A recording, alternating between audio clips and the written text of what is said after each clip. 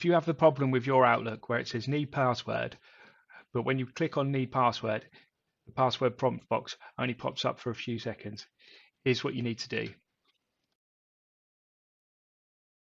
First, what you need to do is close Outlook. Then where it says type here to search, type in settings and then click on settings, the app. Once in there, click on the accounts. Once in there, click access work or school account. You should see your account there. Click on that and then click on disconnect and then OK. Wait for that to go through. Now close that down.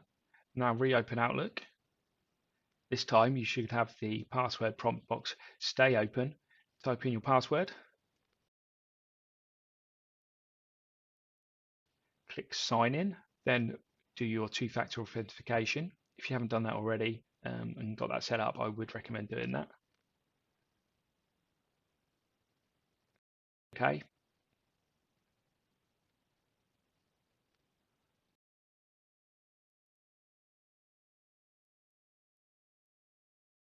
And then press next.